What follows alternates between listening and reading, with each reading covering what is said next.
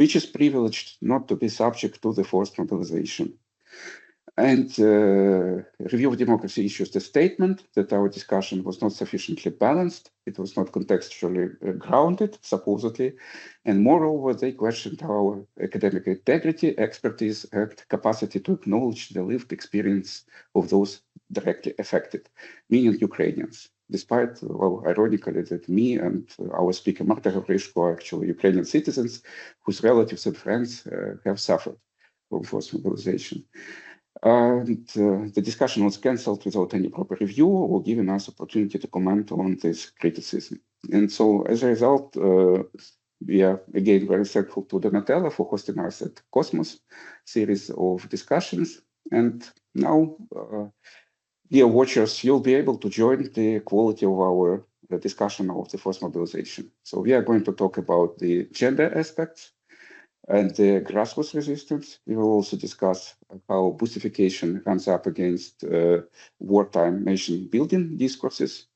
We will also add a comparative perspective with the Yugoslav wars in the 1990s, where forced mobilization was equally widespread, especially affecting vulnerable groups of refugee men, and as a phenomenon was largely ignored by international humanitarian organizations.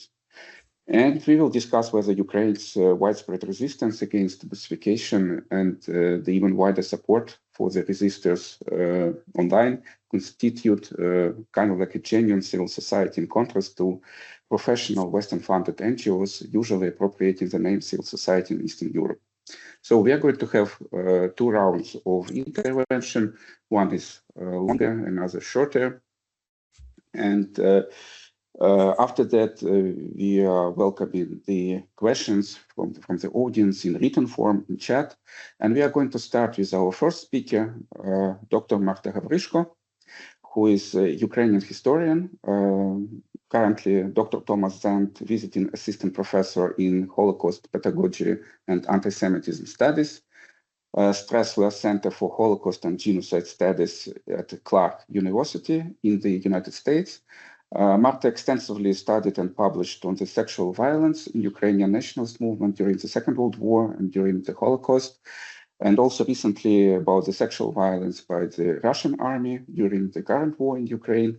She also published a number of articles on forced mobilization per se and resistance to it. So to start with a certain empirical background of what is happening, I would like Marta to expand on overview of the scale and character of forced mobilization and how widespread this practice has become, what forms of violence it involves beyond the initial dragging into the minibuses, how ordinary Ukrainians perceive it. Is there a gap between the international discussion of the mobilization in Ukraine and how it is discussed in the Ukrainian society? And also, you specifically analyzed the gender dimension of resistance to the forced mobilization, focusing on women as spontaneous defenders of men against Busification. You've documented how women use their gender roles, mothers, grandmothers, daughters, wives, to physically intervene and rescue men from draft officers. And you also compared it to women's rights during the Soviet collectivization under Stalin. So could you please elaborate on this, the background and on the gender dimension of the forced mobilization? Thank you so much, Volodymyr, for this kind introduction. And first of all, I want to give you a taste of what mobilization looks like. So I invite you to look a short video from Odessa, just to look how it's, I want to share my screen. I'm sorry.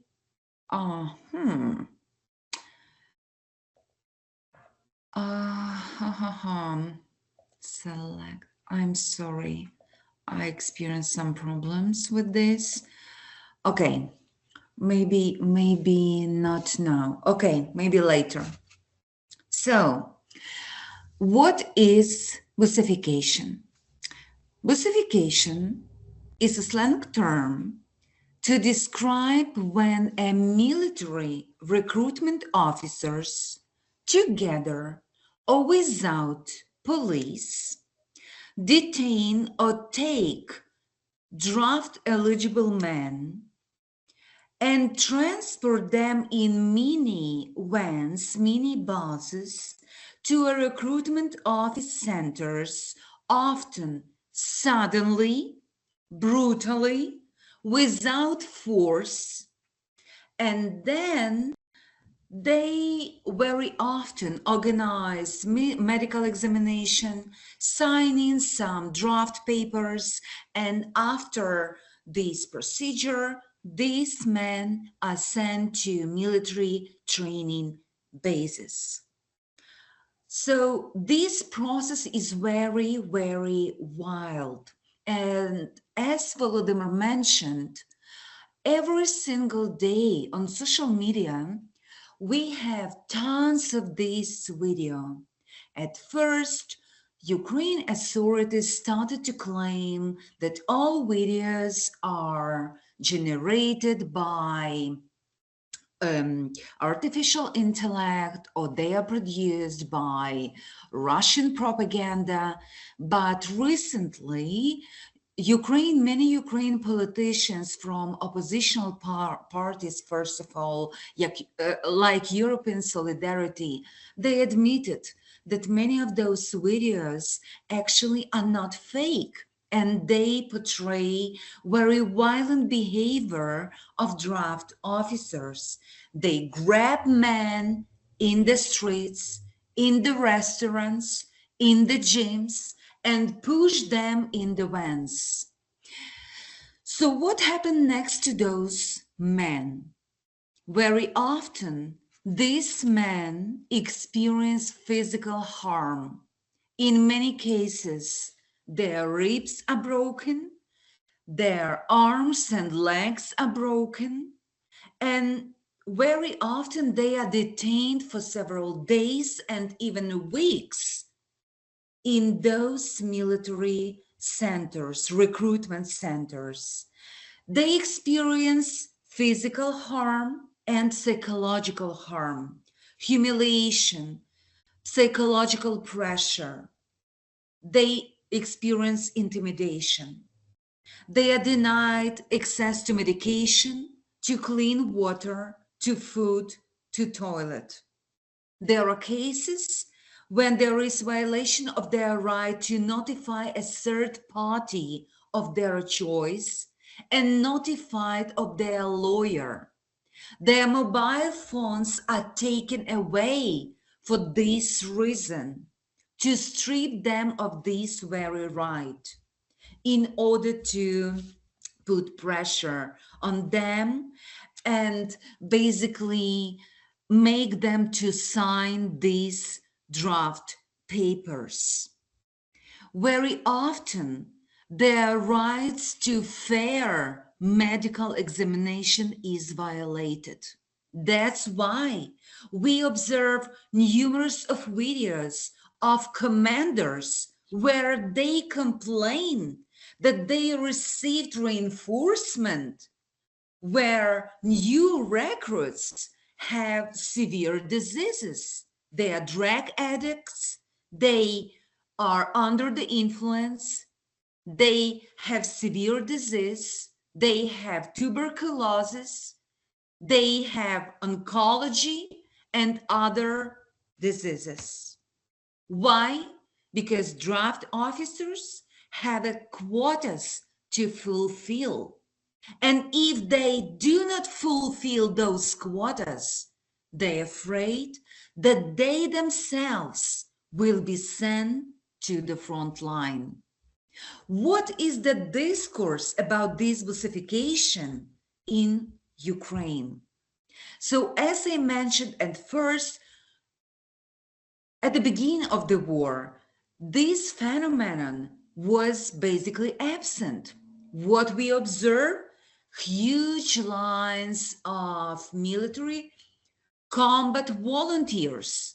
Many men were willing to fight to defend their motherland. What we witness now, lines of those men who have fake medical documents, fake documents about fake children, fake documents about fake marriages, about, other fake documents, and because they want to get exemptions from the military. So nowadays we have millions of men who try to avoid military service by any means. So what Ukraine army experienced at the fourth year of the war is the lack of manpower. For this reason, Ukraine army is using far-right, Ukraine far-right, Russian far-right, German far-right. For the same reason of lack of manpower, Ukraine army is using Mexican narco cartels, Colombian narco cartels, and other people who are willing to fight just for money, like many Colombian people and other people. For the lack of manpower and the high level of desertion from Ukraine army, we have the huge problem with forced mobilization. And many corporate media in the West are not willing to acknowledge this problem. Why?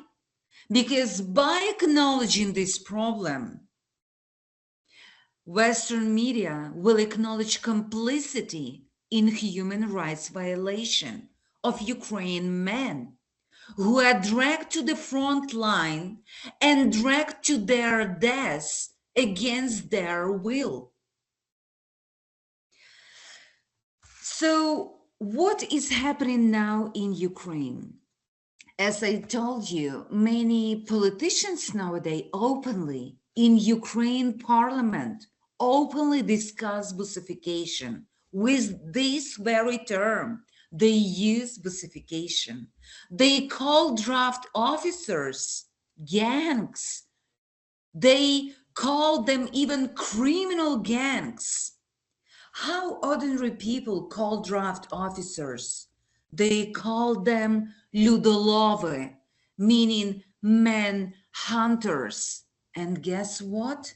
They apply to them the same terms that they use to call Russian invaders, meaning this most racialized slur, Буряты. Yes, maybe you know this very racialized slur that they used to call Russian invaders. This is very racist slur, yeah, to call Asian hordes that invaded Ukraine. The same very term nowadays Ukrainians are using to call draft officers who kidnap their men from the street and send them to their deaths in the front line. They also call them occupiers. You can't even imagine how many Ukrainians, ordinary people, express their joy on the social media when Russians hit with their bombs, rockets, and drones recruitment centers in different Ukrainian localities. And even Ukrainian commanders acknowledge that this wasn't only Russian trolls who, articulated this joy. There were also ordinary Ukrainian people who expressed this joy and happiness that they received what they deserve for what they did to their own people. Some Ukrainians really believe and express this, idea that Ukraine nowadays is oppressed by two regimes, by Russian Putin regime and by Zelensky regime, and both of them are killing Ukrainians.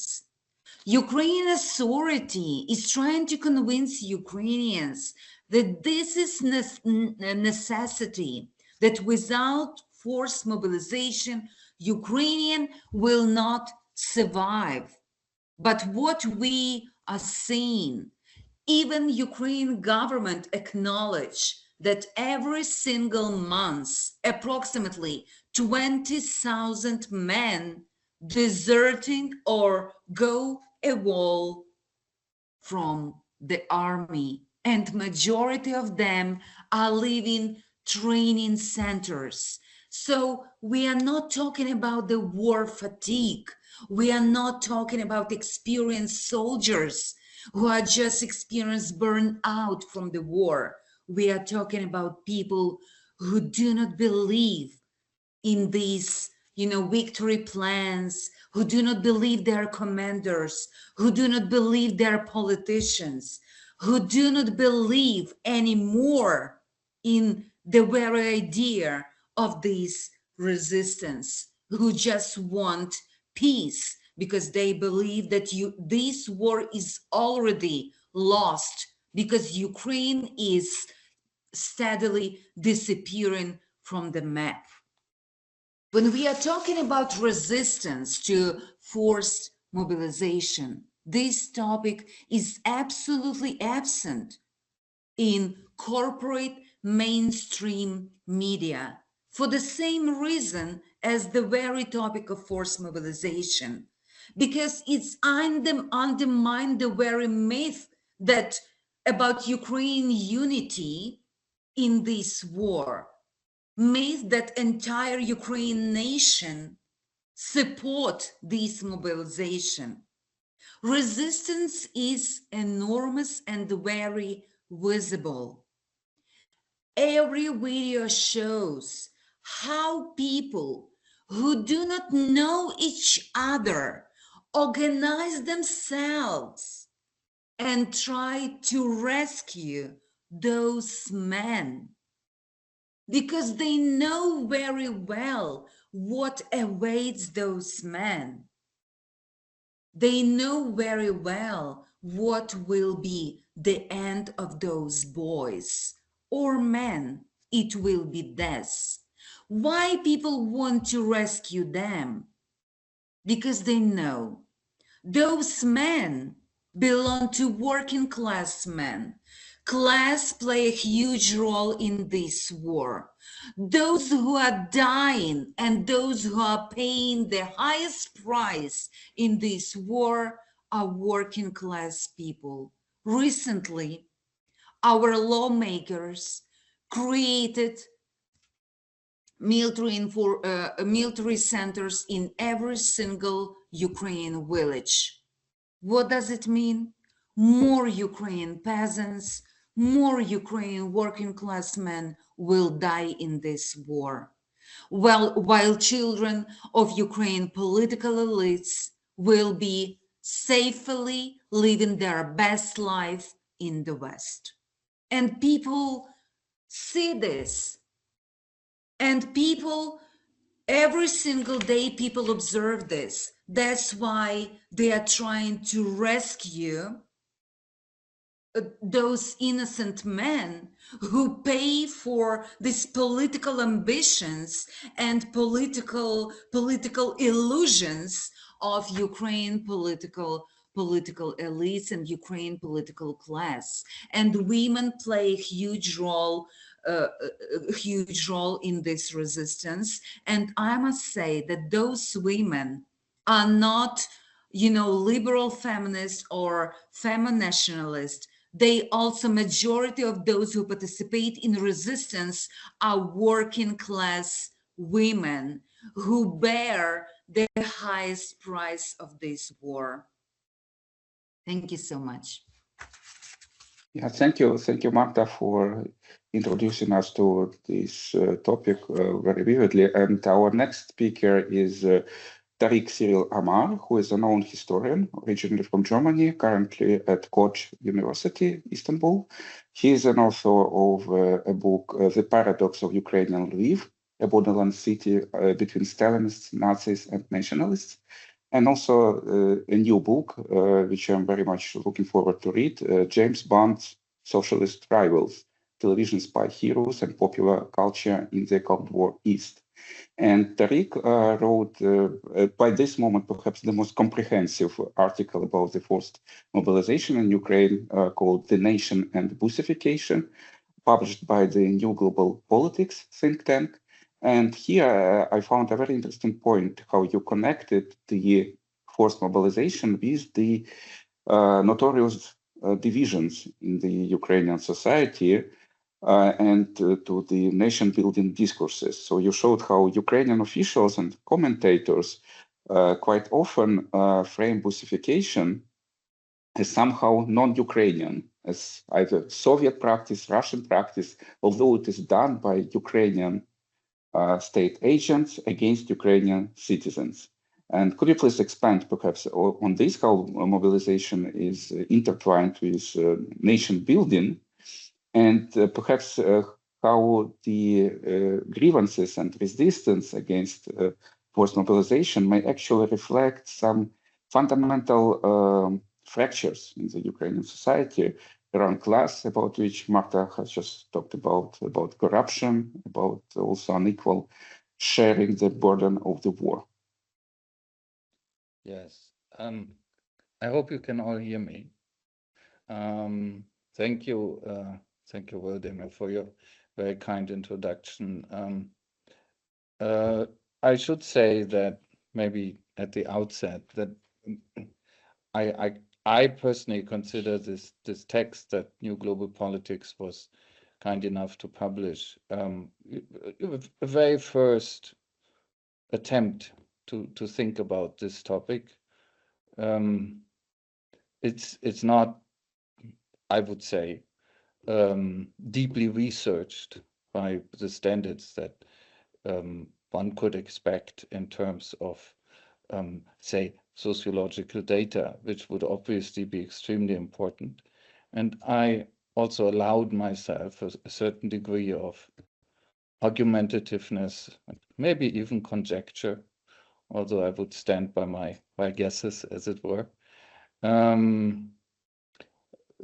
Just to put my own attempt to deal with this into the context of this slightly bigger gathering and the work of many others, of which I'm, I hope, well enough aware.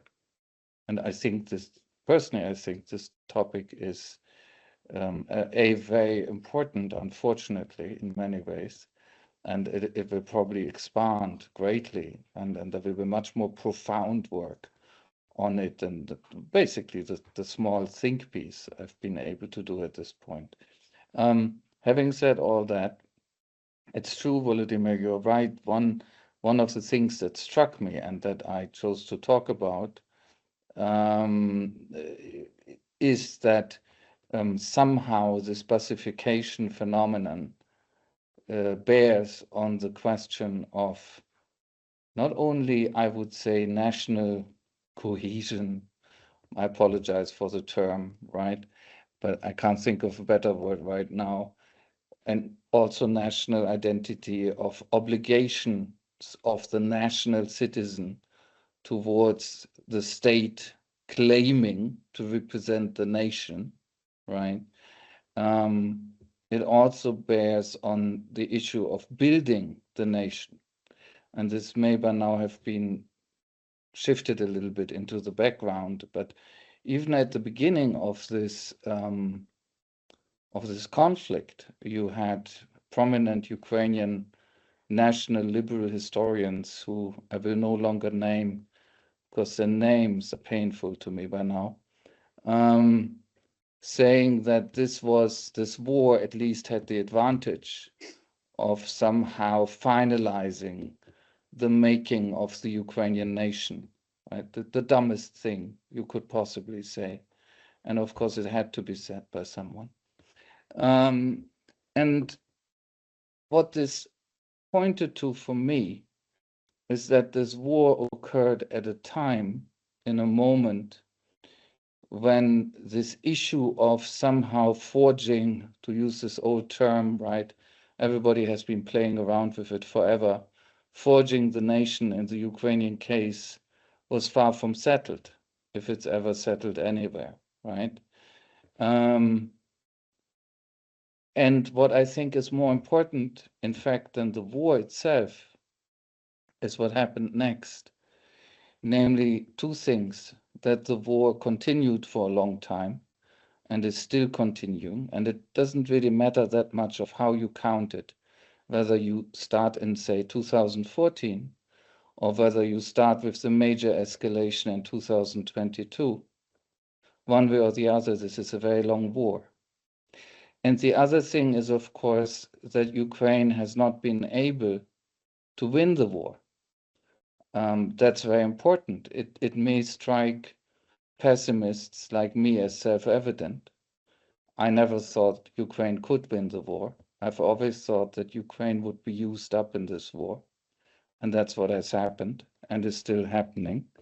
But as we know, a lot of people in the West and in the Ukrainian elite have cultivated the insane illusion that somehow Ukraine, together with the West, are actually working for the West, serving the West, could ultimately defeat Russia.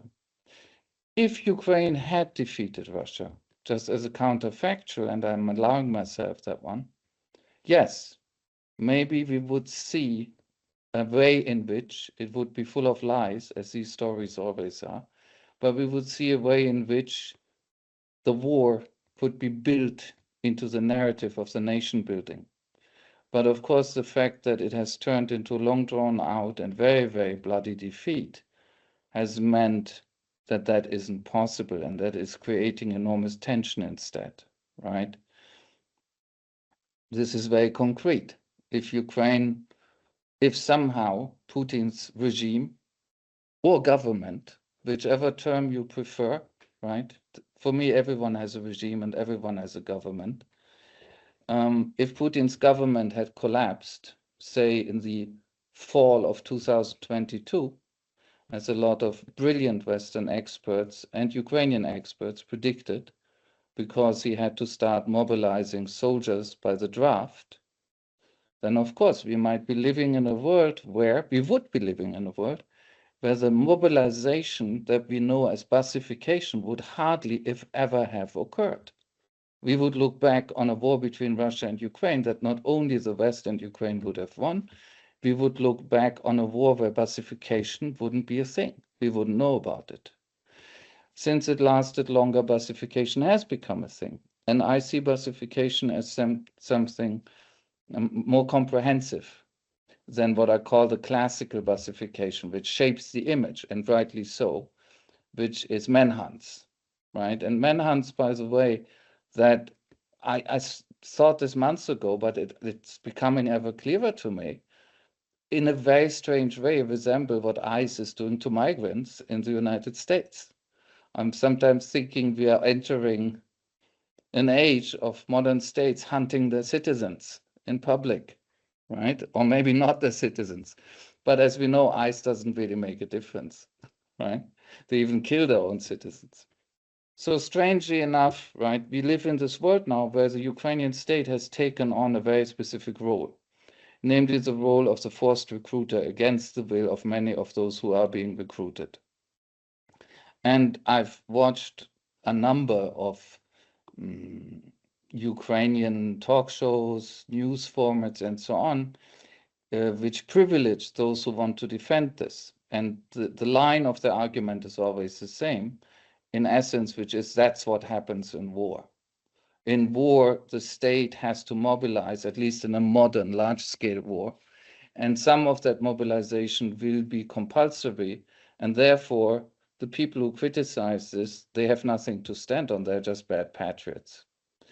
To an extent, of course, this is true, but I think to a very important other extent, as it were, this type of argument is, of course, hypocritical, because it simply tries to deny what is specific about this. right? And there are specific features. And there I come to what Marta has mentioned and what Volodymyr has mentioned, and I think what will come up again and again. The class dimension is pronounced. It's not the First World War where this has happened either, okay? Right? Obviously, Vietnam was a class war in this sense on the American side, right? But this is a war where the class dimension is extremely pronounced, and it is happening in a society where Volodymyr knows much, much more about this than I do, and I think in a much more sophisticated manner, but where these social layers that are involved, that are either targeted or escape or are privileged and so on, are actually to a significant extent, I would say, the outcome of fairly recent and well-known processes, right?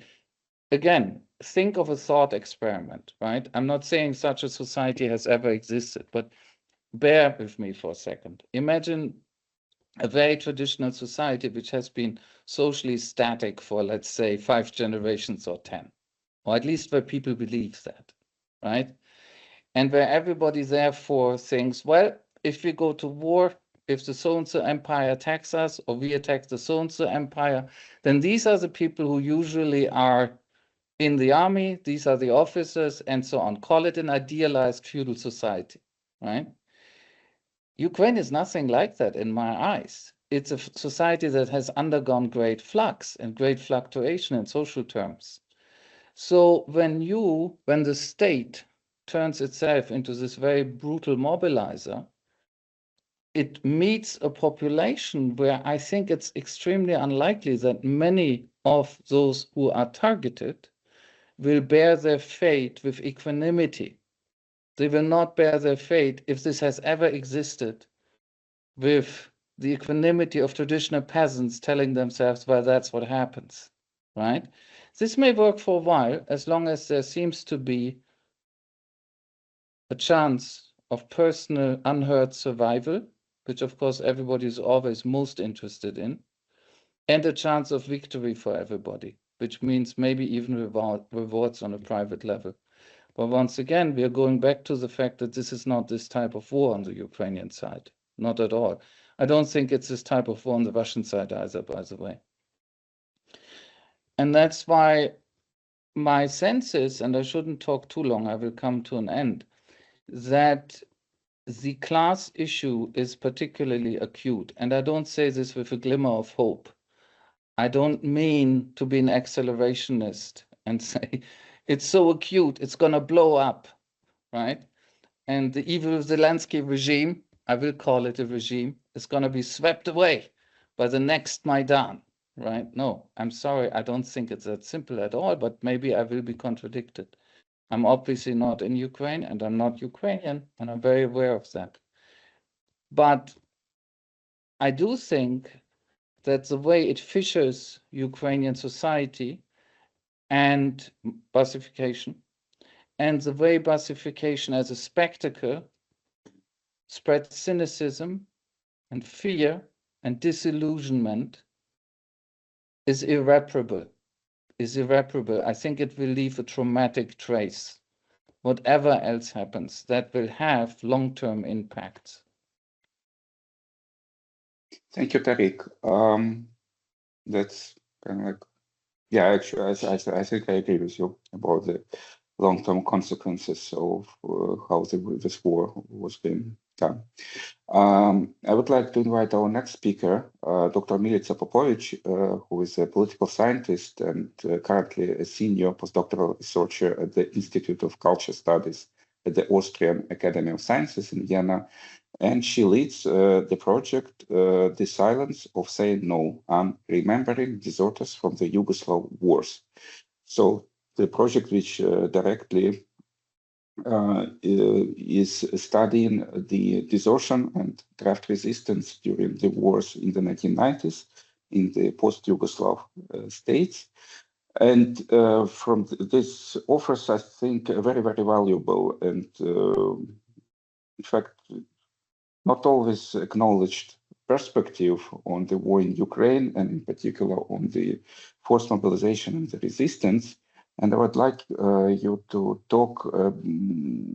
You study the wars in ex-Yugoslavia, but you also follow closely the discussions about the forced mobilization in Ukraine.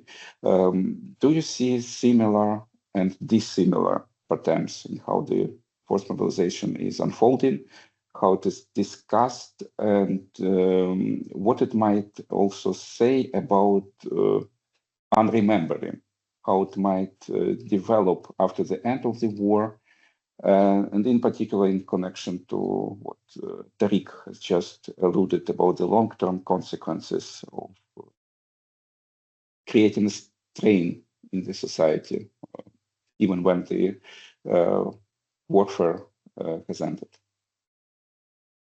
Thank you, Volodya, very, very much. And I'm really honored to be here. And a big thank you to Donatella and to Cosmos to actually hosting our discussion and acknowledging this importance of comparative perspectives, which do appear in whatever war situation we're discussing. Of course, that's what we do as scientists. And the Yugoslav wars, of course, have a different context. And when we say Yugoslav wars, we really think of all the conflicts that have taken place in the decade between 1991 and 2001. And as probably everybody here knows, this is really a variety of multiple states, armies, paramilitaries. The situation also was very different from one conflict to another. So the very phenomenon of desertion and draft evasion has somewhat changed from one situation to another. But just looking at the very question of desertion and draft evasion in the Yugoslav wars is that anecdotally, because of course we don't have the official numbers, we never do, is that the numbers were extremely high. There are estimates that about 50% of reservists did not respond to the draft invitations in Serbia, going up to 90% of people actually rejecting the draft in Belgrade, the capital of Serbia. But even in the case, for example, of Croatia, which was leading what we could call a defensive war, there are estimates about 30% of people actually rejecting to go into the war. So there was a phenomenon which was very significant. There were also open protests. We had thousands of reservists in Montenegro, in Serbia, that were openly protesting, actually being sent to the front line. And also the anti-war protests, especially in Serbia, did kind of make and bring the desertion and draft evasion beyond just an individual act into actually a collective act. And I think that there is also another level which might be interesting, especially if we look from the more legal terms, you know, if mobilization in the Yugoslav case was, all of it was actually forced one way or another, especially in the case of Serbia, where officially the country was not in the war. So all of the reservists were invited to actually military exercise, and then they would be sent to the front line. And interestingly enough, also the Croatian state actually never proclaimed the full state of war. So there is also that type of interesting layerness, especially thinking of what Tariq was talking about in relation to nation building and the citizenship and loyalty towards the state, which is a huge issue here. Of course, the war regimes have responded in very violent terms through prosecutions and trials, some cases of even public shaming. And what was important and was previously mentioned, there was this lack of international support. So as you probably know, being a deserter is not a sufficient basis on which you can qualify as a refugee from a war situation, and also is not the basis on which you can ask asylum in countries. And especially it wasn't the case in the 1990s, with the exception of Italy, which actually did adopt in 1992 a special law allowing to Yugoslav deserters to have a humanitarian residence permits, and it was actually a result of very large anti-war Italian movement mobilization. But this was very unique in Europe. There were some landers in Germany which also allowed this, which came later in the 90s, but this was not as well known. And the problem was also that, you know, you had now recently, for example, if we look into the comparison, we had cases, for example, in France, where the courts have allowed for Russian deserters to obtain some sort of residence in France on the basis of desertion. There was an initiative by the Croatian anti-war activists to ask for Russian from the Croatian state to allow residence to the Russian deserters. But here already we can see something that is very important when we're discussing the issue of desertion, is that we always have so-called good and bad deserters. So, for example, in the case of the Yugoslav wars, in international media and also in the war regime narratives, the good deserters were the ones who deserted from the Yugoslav People's Army, for example, in Croatia, but not the ones who deserted from the Croatian army. And here we have the same situation, so to say, the Russian deserters are the so-called good deserters, despite the fact that Kaja Kallas wouldn't even give them asylum. But then, the Ukrainian deserters are actually the bad deserters. So there is this normative kind of geopolitical situation, positionality towards the desertion as such. And then, of course, if you look into the cases of forced mobilizations, which is one of the responses of the state, of course, towards the high rates of desertion, which Marta was already explaining in the introduction. In case of Yugoslav wars, we had, so to say, two specific situations. So one is, of course, the forced mobilization of, so to say, state nationals. Even in these early years, it could have been said so, where mobilization was used as actually a punishment tool, so to say. So either it was specifically targeting the ethno-national minorities, so it could have been, larger mobilization of, for example, the Hungarian minority in Serbia or the Serbian minority in Croatia, or it was specifically targeting the political opponents of the regime. So we had cases where, ideally there would be a much stronger effort in mobilizing, for example, anti-regime Serbian ethnic minority in Croatia, and they would usually suffer the biggest consequences. But the specific case for the Yugoslav wars was then the forced mobilization of the refugees. As you probably know, for example, only from Croatia by 1995, there was about 500,000 of refugees in Serbia. The number of refugees, both in Serbia and Croatia, were enormous. In Serbia, it was people from Croatia and Bosnia and Herzegovina. In Croatia, it was mostly refugees from Bosnia and Herzegovina. The Fund for the Humanitarian Law, who has, as an NGO, worked mostly on this issue in Serbia, has an estimate about 10,000 forcibly mobilized refugees from 1991 to 1995. And there was an official number which appeared in the transcripts of the discussions of the Council of National Defense, about 19,000 reservists who were refugees and who were actually staying in Serbia.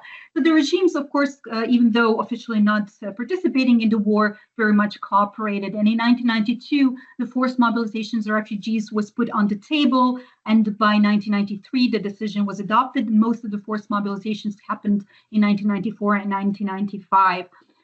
It was, in this case, police that was executing it, actually, and even often very much using Red Cross, for example, refugee lists. And these forced mobilizations were happening in the refugee centers, they were happening in homes, at workplaces, even student dorms, in restaurants and cafes, and in the streets and public transport. They were happening everywhere. But what was different back then in the Yugoslav case is that unfortunately we didn't have internet and we didn't have the social media.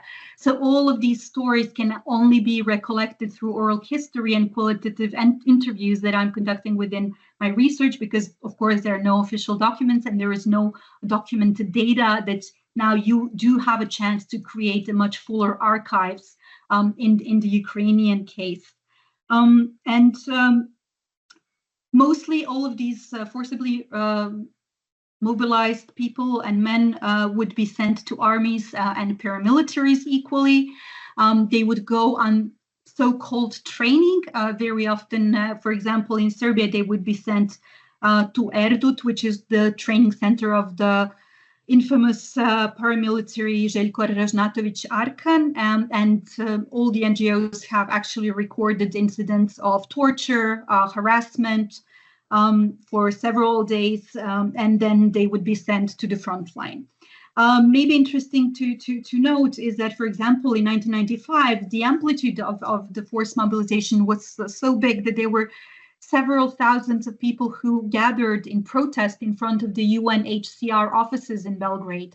And UNHCR actually did not help them. Their only response was to lay low, hide, and keep off the streets until this passes. So they were really kind of left to their own devices, so to say. The consequences were enormous. We have over 50 recorded deaths. Then, of course, a lot of PTSD, because most of the academic works that actually deal with this topic come from the field of psychology and dealing with the PTSD of forcibly mobilized people. But maybe important to note is that the whole procedures have created such traumatic consequences that a number of people who were forcibly mobilized in the case of Yugoslav wars then ended up also being perpetrators of war crimes, and some of them even of the Srebrenica genocide. So there is a large complexity over this very specific phenomenon.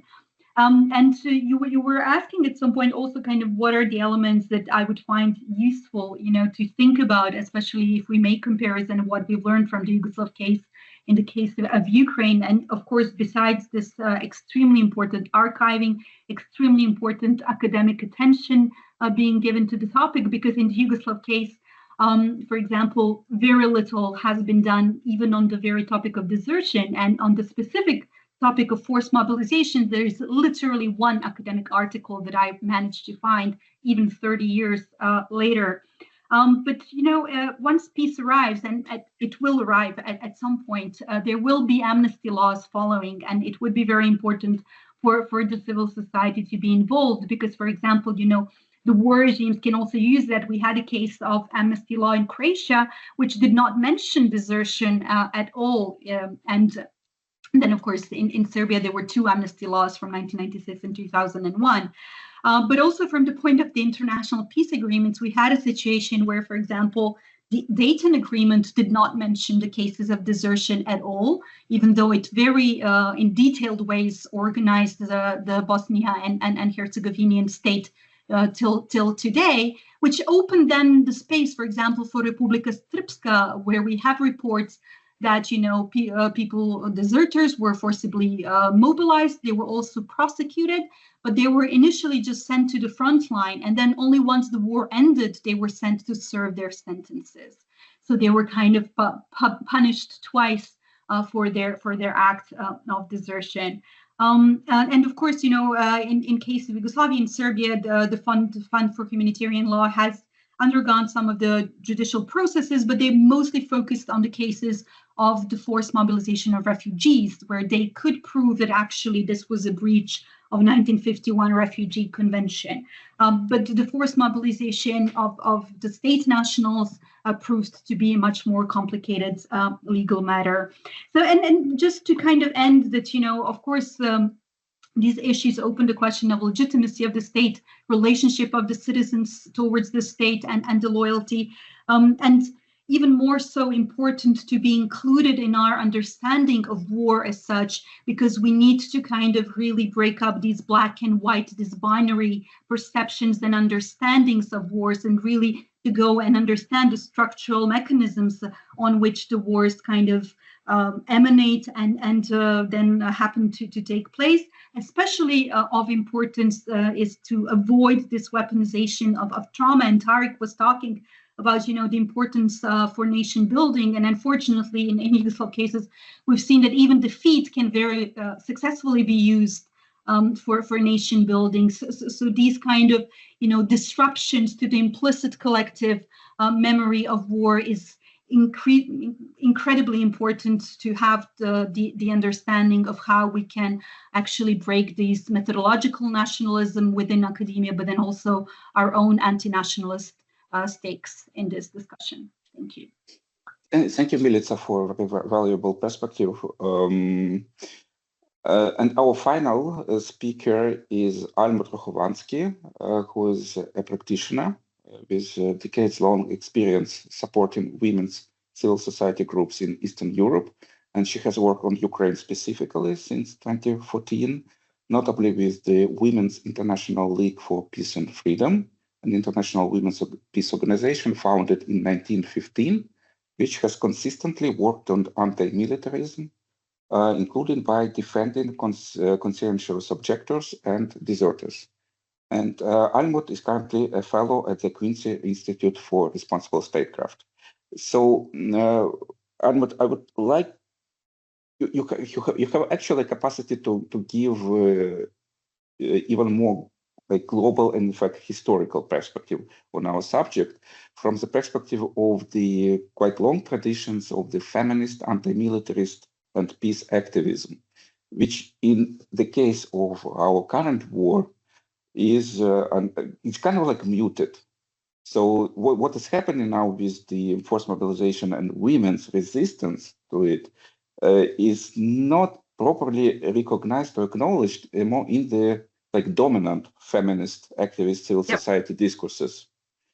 And perhaps why does it happen? What does it say about how well civil society, feminism, and peace is well interpreted and imposed on Ukraine and Eastern Europe in general, and what kind of historical or global traditions of feminist anti-militarism might be important to properly understand what is happening in Ukraine and what Ukrainian women are doing when they defend the men who are forcibly mobilized.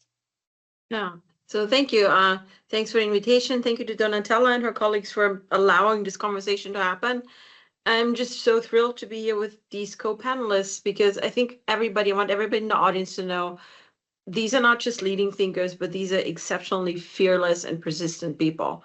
So I will indeed, I will place Busification and the resistance against it into some frameworks that have been applied a lot to Ukraine, but in sort of in a wonky, weird way. So like that would be civil society and feminism, or the so-called women, peace and security agenda. I have worked on these things, you know, including in Ukraine for a very long time.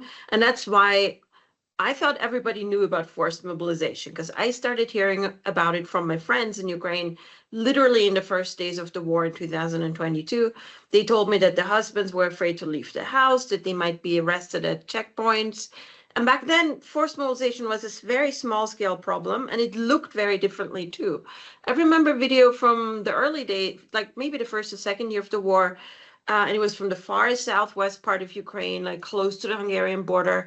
And it showed dozens of women, and they were surrounding a local district administration office, demanding that the husbands and son who'd just been mobilized, that they be freed. And these were women in house coats, in slippers, their hair was a mess. It was clearly poor rural women who had just rushed there to do that.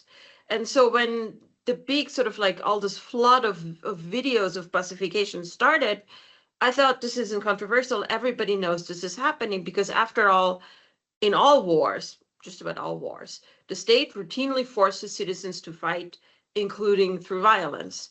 And then I only learned last year that a lot of people in the West, you know, the ardent fans of Ukraine's heroic resistance, are convinced that all these videos are fake, that they are like Russian disinformation. And it is true, like we've been said, that Western media have covered this issue as though it was something sporadic or a rare occurrence. And I think it's interesting that when observable reality and the stories about it diverge so much, like it's probably because that reality contains something powerful.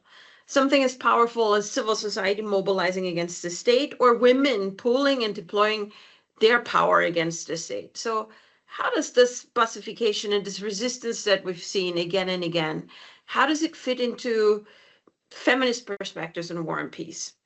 Feminist theories of war and peace and international relations are actually quite old. They draw on feminist activism, which started in, you know, in a continued way in like the 19th century. And they're also very serious. There have been decades of feminist academic research and theory on international relations. When these movements, women's rights movements, first formed in a really big, consistent way in the second half of the 19th century in Europe, including in Russia, but also in the US and elsewhere, very quickly, these women's movements connected with the pacifist anti-war movements that were also emerging at the time, and they played leading roles in them. And these pacifist anti-war movements, transformed the international system, just like the women's rights movement transformed the world in many other ways. And from the get-go, women's peace movements have been protecting war resistors and formed coalitions and alliances with war resistors movements, because they have their own movements. So this is, I mean, ironically, I was literally at a conference of the Women's International League for Peace and Freedom, and we were looking at pictures that were photographs that were 100 years old of women, you know, having a meeting with war resistors when I got the email that our panel was canceled. Like it was literally that I had this moment. And so feminist takes on war and peace start by turning assumptions on their head. Standard international relations theory would say we concern ourselves with states and power. And feminist international relations starts with people and how they are affected by the things that states do. So we diagnose the factors that cause violence, oppression, inequality, and we ask, what would it take to build a world without them? And one of those factors is militarism, the organized deployment of armed violence. Now, in standard political science, military stuff is seen as a normal part of statecraft, right? It's what states do to achieve their goals. Feminists believe that militarism is not normal. Like it is a problem and it's something that we need to eliminate from the world. And why would feminist women have something different to say about war and peace? Some people will say, oh, it's because women give life and therefore appreciate it more. Or that's not completely wrong, but it's also not enough. So women don't just give birth, but they play such a dominant role in the labor of social reproduction, right? They do all the work that actually sustains life. And so therefore, probably women react differently to the orgy of destruction and waste that war represents. And finally, women understand intuitively what is a system of violent oppression. Like we can smell it, right? And so when we see it happening, when we see others facing violence, we can draw on the empathy that comes from our own lived experience. And so when women look at militarism in all its manifestations, they tend to be not very impressed. Certainly not as impressed as men tend to be. It's like they can smell the BS, right? They understand that militarism it's not a sensible way to organize the world if it's actually supposed to be a world that we want to live in. And so because feminist ideas on peace center ordinary people and their survival and their well-being, you could see a parallel maybe to like Max Weber's Verantwortungsethik, the ethic of responsibility, as opposed to the ethic of conviction, which is more abstract. So we think about it this way: what needs to happen so that this person, this community, the people of this country can survive and be safe? The immediate task of preserving life and a livable environment becomes the priority. And that's why when I started seeing again and again and again and again, dozens, hundreds, thousands of these videos of women of all ages, but mostly very conspicuously working class women all over the country, defending men against this Busification, I understood that we're seeing some of the core truths of feminist anti-war work here. Some of these women defend men that they know and love, but more often they defend strangers. And I feel it is at the moment that they see a man who's scared, who's struggling, who's facing violence at the hand of the state, who's clearly not wanting to be sent to the front, they understand that this man's life and freedom at this moment are the priority. Not winning the war, but protecting him, and that he needs help. And so when women put their own bodies between the state and the state's potential soldier, they make a moral choice. Some of these women may also be expressing a political stance. We can only guess because I'm not aware of any effort to document what these women think systematically. These women are anonymous. This is spontaneous. They probably prefer and indeed must be anonymous because it would be dangerous if they were known.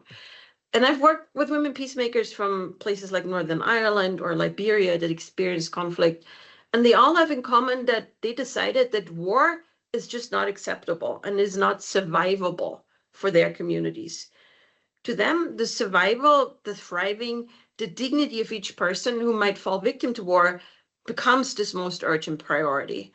And they organized their communities not just to demand an end to war, but they organized communities to throw a wrench into the workings of war, to make war impossible.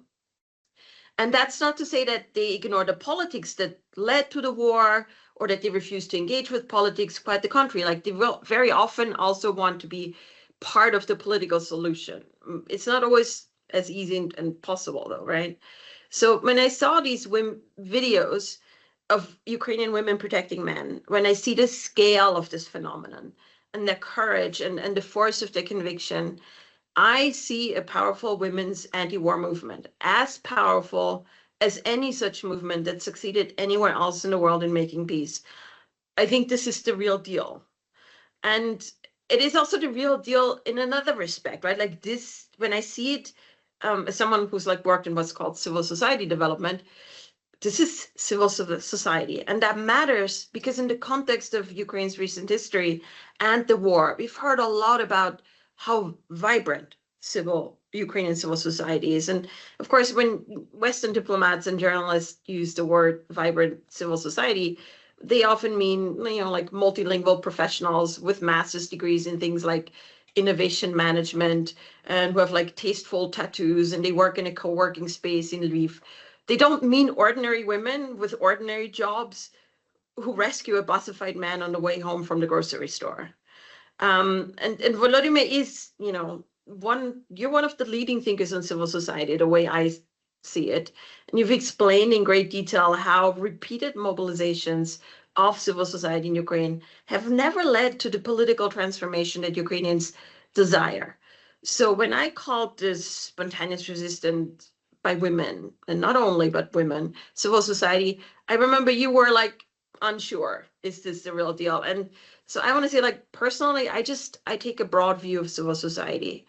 In the post-Cold War area, we, and by that I mean, the West and Western foreign aid and Western foreign policy and discourse, we have done something terrible with the concept of civil society. We've instrumentalized civil society. We've NGOized activism. We've depoliticized civil society in some ways, and then we've hyper-politicized it in other ways.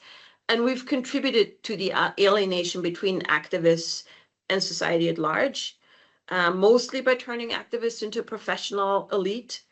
And then, of course, these new elites, particularly in Ukraine, have perpetuated and exacerbated these dynamics. And it's true, but here's the thing, so like true civic mobilization exists very much in Ukraine all the time. And does this qualify as civil society if it isn't organized, if it is spontaneous, if it's even very atomized, right? Like the women who do this, they don't talk to each other necessarily. I'm not aware of a secret WhatsApp group of the Busification resistors. That would be fascinating to see, but I haven't seen it. Is it civil society if they're not going to bring about, like a comprehensive transformation? If they don't have a master plan, if they don't have cadres ready, for the long march through the institutions. And I want to say, after, spending my adult life doing this work, mostly with the NGOized kind, but also especially in Ukraine, I have to say that all mobilization counts.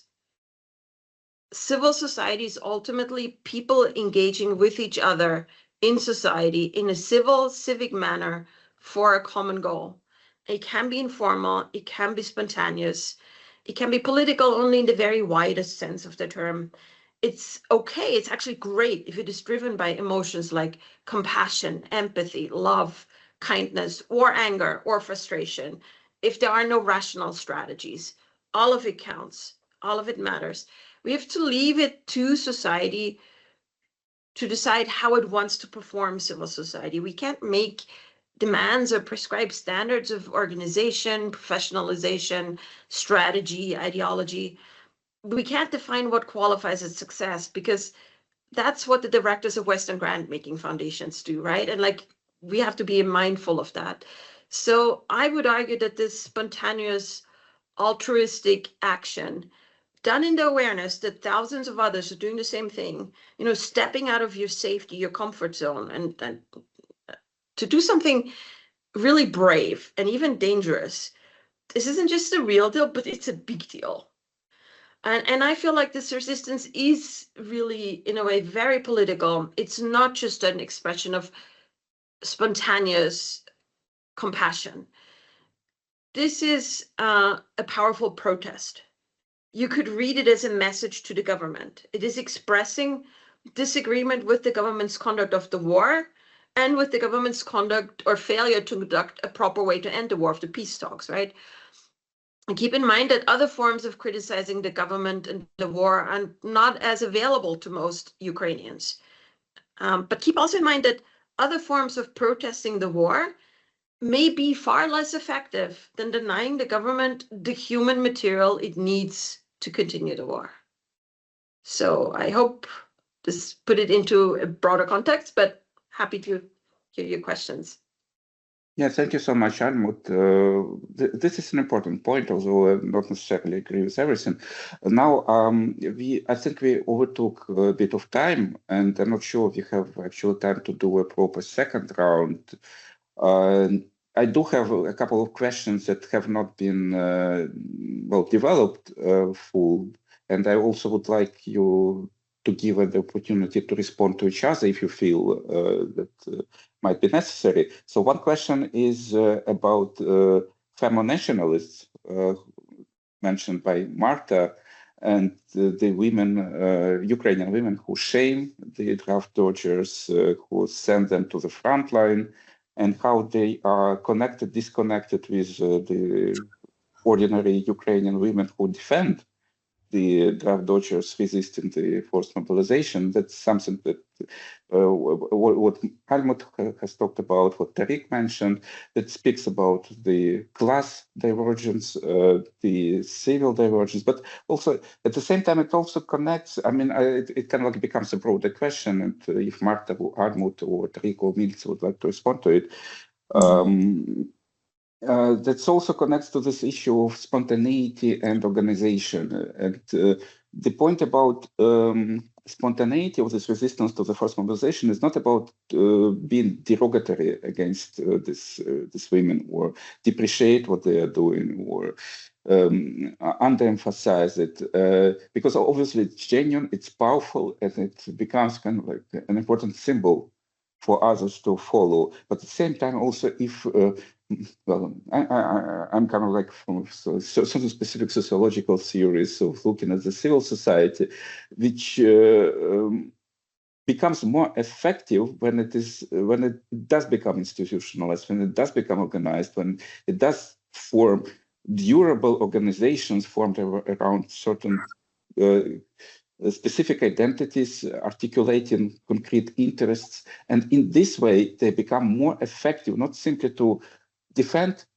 concrete men on the street, but actually change the politics with the policies of the Ukrainian state. And that's something that I think we still miss. And in fact, I've been writing quite a lot about this, but that has been kind of like a certain fundamental asymmetry in Ukrainian post-Soviet politics, when the pro-Western camp had much more organizational resources and also capacity to mobilize. And all the Maidans are also connected to this, and the success of them. And even when they were not representing the majority of the society, they had the capacity to influence the government or to overthrow the government. But the opposite camp, which typically was derogated as pro-Russian, although even on the elite levels, these were more like pragmatic oligarchs maneuvering between Russia and the EU. And on the social level, these were like atomized workers who were depending on those oligarchs and on the stability of the jobs they provide. So in this camp, their own civil society has never been properly developed. So instead of intellectuals, they had pundits on the television.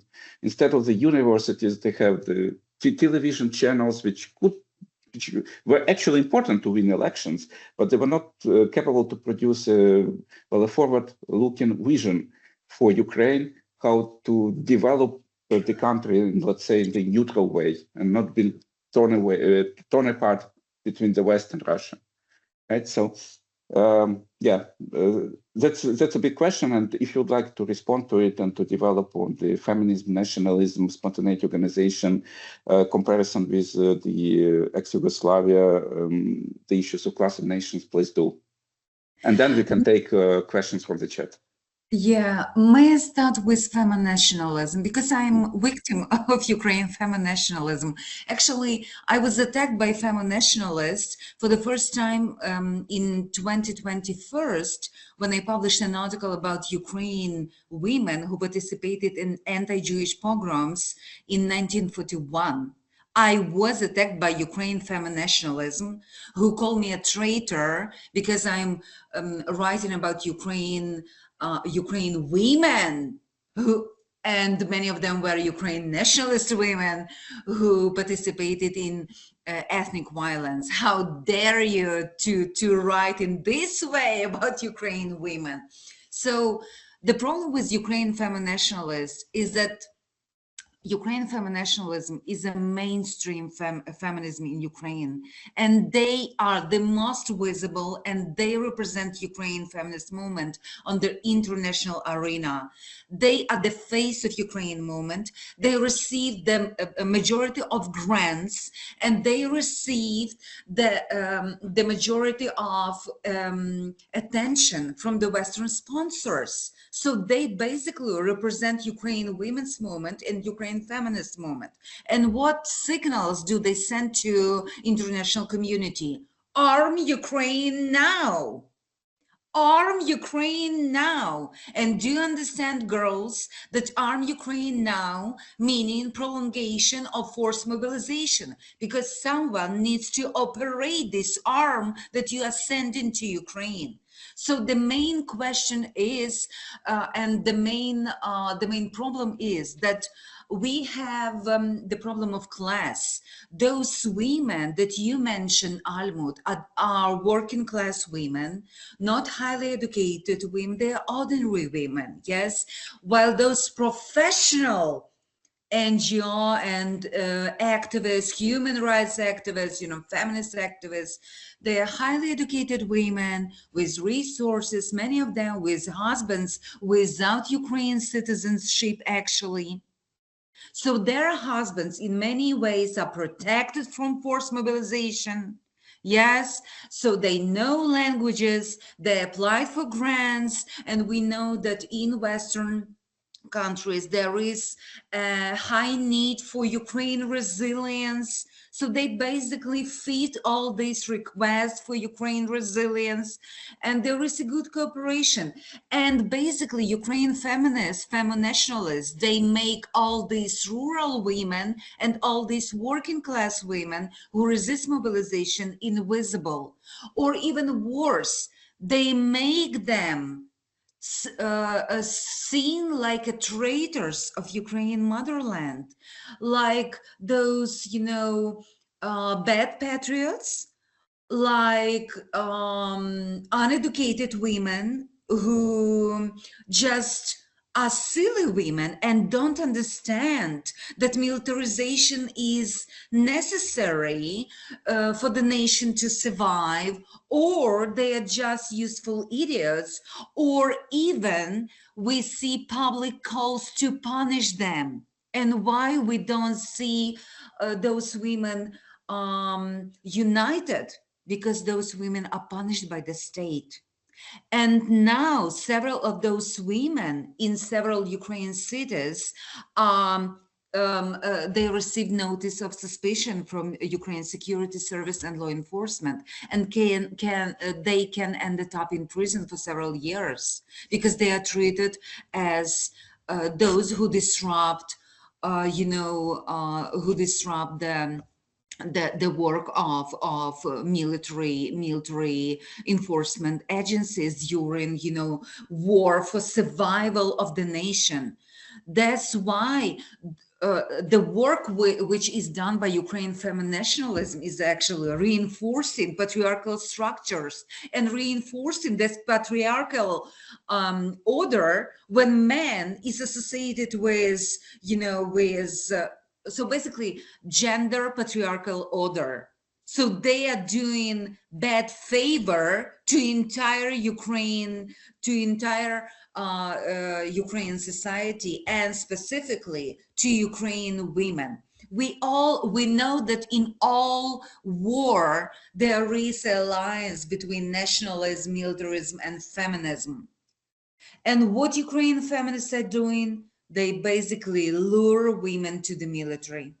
Because of the lack of manpower, Ukraine military needs women. And what they are doing, they celebrate women in the military, and they lure more women to the military, more women to the combat, and they have zero responsibility for what happened to them, including sexual harassment and sexual violence. This is irresponsible from their side, because most of these femo-nationalists, they don't serve in the army themselves. They just lure ordinary women to the military. Thank you, Marta. Almut? Yeah, I just want to follow up on this immediately, because it's something that I observed from the moment I started working in Ukraine in 2014, is that a feminist peace agenda, the women, peace and security agenda of the UN, immediately was turned on its head. It immediately became, how can we put more women into uniform and into tanks? There was things like photo exhibits sponsored by UN Women and NATO, but like women in uniform. And it was really quite unbearable. And like, you know, conferences and panels were like, again, it was supposedly about feminist peace, but in reality it was about like, how can we use women to make our military more lethal, which is not the way it's supposed to be, but it was completely captured. It was an utterly alienating experience for me. There was, again, very much a class component to it. The feminist organizations that entered Ukraine at that point and later, because, you know, Ukraine became interesting to like large international organizations, they did not want to meet with working class women. I remember that. Like, I remember, you know, I introduced them in like somewhere in southern Ukraine to like an organization of older women, you know, like who used to be communists back in the Soviet period, and wanted to talk about like protests they did where they banged on empty pots, you know, to show that families didn't have income to buy food. And I remember these like, you know, European feminist organizations looking at them and like literally so like holding their nose, like we can't work with them. Like, and this is really true. And like, I can't forget this because it was so memorable. But I also want to say, you know, as someone who has studied the history of the women's peace movement, you know, from the 19th and early 20th century, there's a big story of her when World War I broke out. And the women's movement in all these countries split. And it didn't split in half. It split more like 80-20, 90-10. The vast majority of activist women became happy, enthusiastic supporters of the nationalist militarist claim. Yes. I remember from way back when I was a student, there was a poem about like, today we're like, we used to be feminists, but now, you know, now we're like knitting socks for soldiers. And famously, there's the story is a British story, The White Feather, where even a woman gives a man who is a deserter who doesn't want to fight a white feather to show that he is. That was always considered like the worst insult, is that like even women will consider you a coward.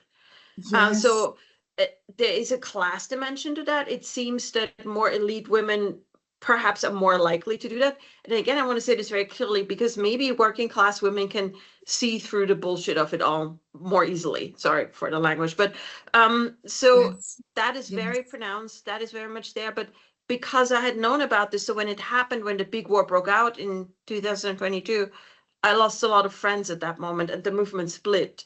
And it was really sad and like really heart-wrenching, but it was also something that didn't surprise me.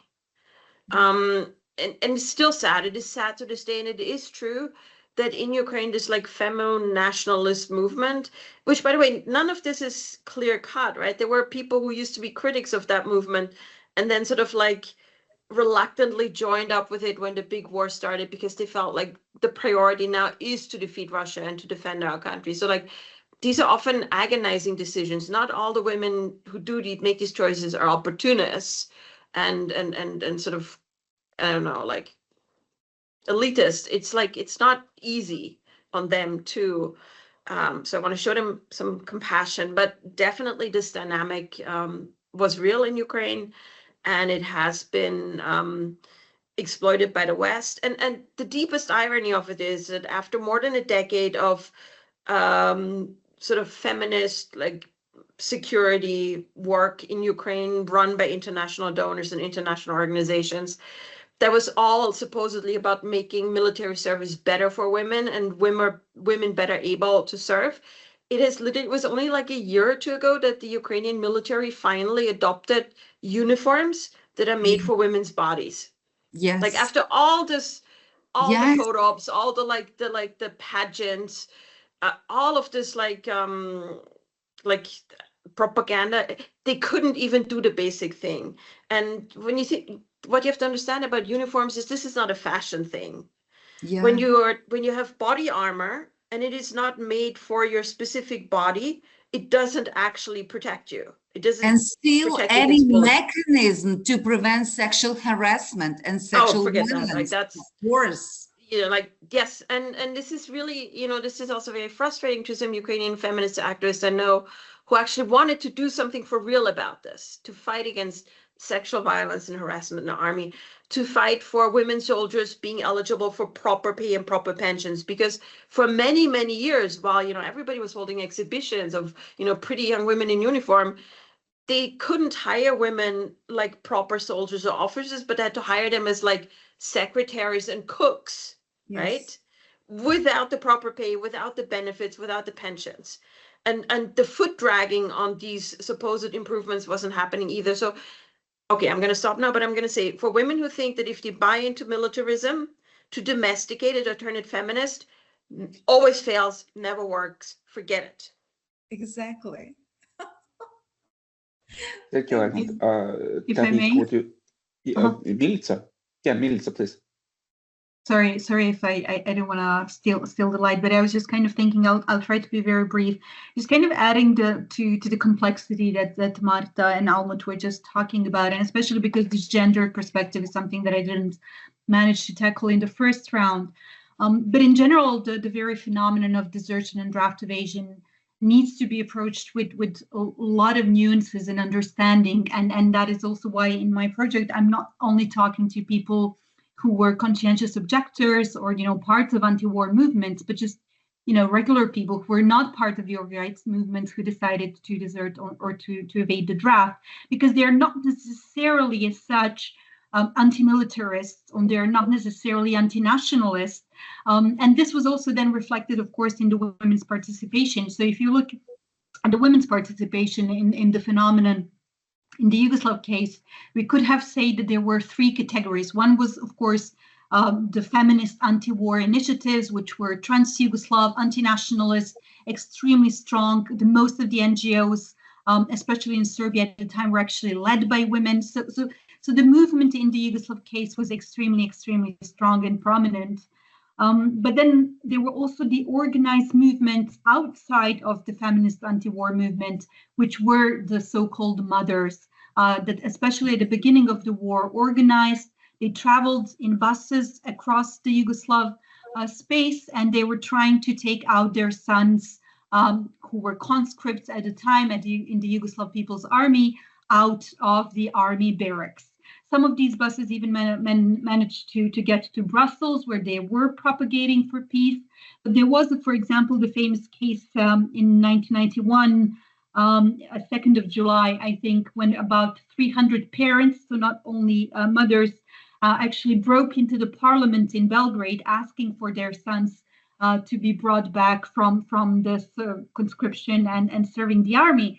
And when you look at these footages, you can also see that some of these parents who were breaking into the army were actually pro-Milosevic. They were nationalists, and they were pro-regime. So the motivation of questioning and demanding or even deserting itself is very often multi-layered and much more complex.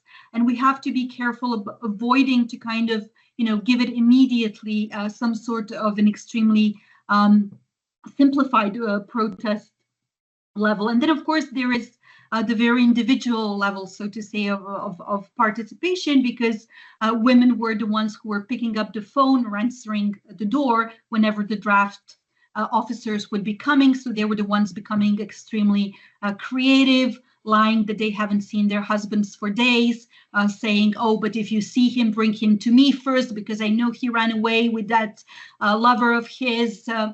We had cases of grandmothers pretending to be senile. My grandmother was pretending that she doesn't know that she has a grandson. So there was a lot of creativity, so to say, in these also individual cases as well. And then, of course, coming back, the class perspective, as important as it certainly is. Unfortunately, I think that, if we look from the point of sociology of war, this is something that is unfortunately universal across transnationally, transhistorically. It is always the lower classes who are actually the ones as bodies that are expendable in the wars. Thank you. Thank you, Milica. Tariq, would you like to add anything in the end? You're muted. Yes, yeah, not really anything big. I'd only plead for maybe, and I'm sure everybody's aware of that anyhow, but let me just say it, for widening the scope. If we discuss the role of femo-nationalism, the combination of a certain understanding and practice of feminism and serving war, serving mobilization, and so on. It's not only about Ukraine. I mean, especially in the Ukrainian case, where Ukraine has become, as I think, a proxy, effectively. That doesn't mean it's only a proxy, but it is being exploited as a proxy by Western powers. There is a phenomenon to be observed in the West, right? I mean, Sanna Marin, Mette Frederiksen, Kaja Kallas, Ursula von der Leyen. There certainly is a recognizable pattern there somewhere of the assertion of control, political power, which is not obviously in itself any sort of problem, by women, but at the same time it is mixed with a very brutal sort of geopolitics. I have absolutely no theory about what this means or what we need to know about this, but the pattern is there very clearly now. Thank you, Tariq. And I think we can take a couple of questions from the chat, and there are some important questions as I see them. From Milos Vojinovic, I'll read it. How reliable are the reported figures on draft dodgers and deserters in Ukraine? And this question stems from the assumption that any state would have an incentive to conceal this information, as Milica hinted in the Yugoslav case. Do we know where most deserters are, abroad or in Ukraine? And can we identify mechanisms that suggest mobilization practices are class-based?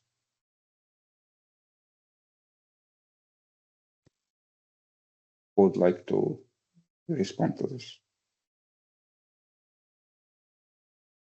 I can say something, maybe to get it started. So my anecdotal, really, impression about the numbers that we have is that the ones I used, there may be others, but the ones I used came out of official Ukrainian essentially state-related sources. There also was at least one member of the Ukrainian parliament who was busy with this phenomenon even then, and who argued that these figures were too low. And he was giving several reasons, but one reason he gave was that they're really based on prosecutions, because going AWOL or deserting, it's not exactly the same, but it really sort of overlaps, after all, offenses. And his argument, I remember quite well, was that the prosecution agencies don't have enough human resources to actually open all the cases that would have to be opened. I personally could imagine that there are other factors that maybe sometimes units don't necessarily immediately report what has happened. I have no idea, but my sense would be that the figures that we see that are actually given by the Ukrainian state I would guess, as this member of the Ukrainian parliament did, that they are too low and that it's even higher. And it's a mass phenomenon, either way. Yeah, now they are secret, actually, because No. yeah, now they are secret. Prosecutor General just stopped to publish this from November because in October they had 21,000 people who deserted and went AWOL, and those numbers were so terrifying that they stopped to publish those numbers because it was too impressive, let's say. Donatella, you raised your hand, so do we need to shut it off? Yes, no, just a short remark, because I was thinking about how relevant this topic are going to be also in non-war situation, now that many countries that had given up on a draft army are reintroducing it or starting to debate. And I think that probably one element that will be important here would be also the generational one. So since it starts with the young people, we already saw reactions. So the 10,000 young people who protested in Germany against the reintroductions of some practices. So I think that it will have, of course, very different type of dynamics, but it is something that is going to be important also in non-war situations, in countries in which the development had been towards voluntary participation in the army, and also allowing anyhow for conscientious objections. And now the issues is in this militarized type of situations, how are all these breaking moments reacted to by so-called Generation Z, which is suddenly has to face this very challenging and life-changing experiences. And perhaps the last question from Sophia. She asks, can I hear some thoughts if the speakers think that decommunization law and desovietization, including legal prosecution of anyone nostalgic for the Soviet Union, make it impossible to politicize individual sporadic resistance to forced mobilization and transform it into collective political resistance? Perhaps Tariq or Marta?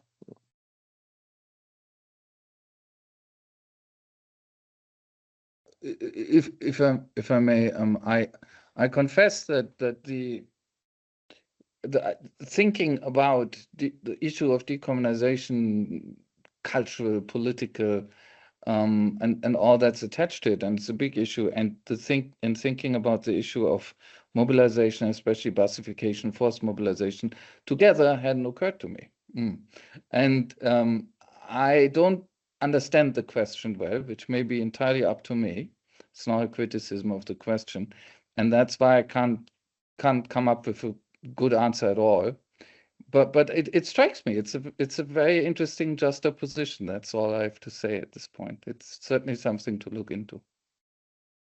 Can I just add something to this? So here's what I want to think about it. I remember when the first decommunization laws, like were introduced in like, I want to say it was 2015, I'm not sure.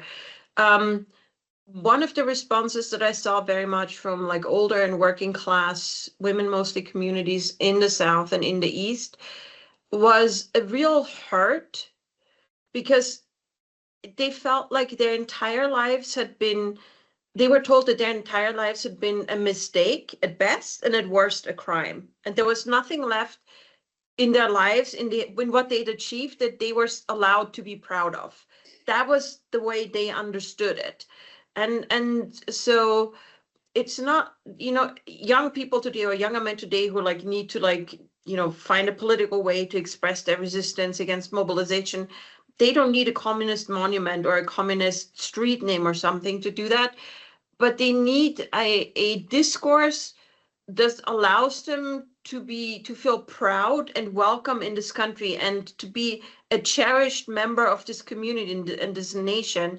And that's what's sort of missing here. Like, I think a lot of people across Ukraine, it's a class issue, it's also a regional issue, linguistic issue, if you will, but very much about sort of class and like, how urban are you, or are you just, they just feel alienated because they're not welcome. They're being treated as Marta, I heard you give a presentation in Russian not too long ago where you called them nedo-Ukrainцы, not good enough Ukrainians, which is a word that is like, it reminds you of not being good enough to be a human being, right? And so that is certainly missing. Like, somebody who comes and says, like, you're good enough for me, and you have a claim to be good enough for this country and to demand something for it. And I think there's an interesting parallel to what Donatella mentioned about the protests in Germany and young people in Germany mobilizing against this new planned conscription that is happening there. There's a very interesting peace movement in Germany from young people. And the tenor of that movement, which is very interesting to me, is like, I'm not going to fight for a country that has treated me like this. These are young people who are grown and have grown up, have spent their entire lives in conditions of austerity, have spent their entire lives with the state telling them, you have to tighten your belt, you have to sacrifice. And if you want to have a good life, you have to sort of struggle and strive to the top, and everybody else, we don't care how they live. And who feel that, between public transport not working and no doctor's appointments being available, and schools in Germany literally crumbling, that this state has abandoned them. And like, why should I, and now they're being told to like lay down their life on top of that for that state. And so the message coming out of these protests, when you listen to like young people, teenagers being incredibly articulate, like, you have treated me like garbage, like you have given me nothing. I feel no obligation to the state that now asks me for the ultimate obligation.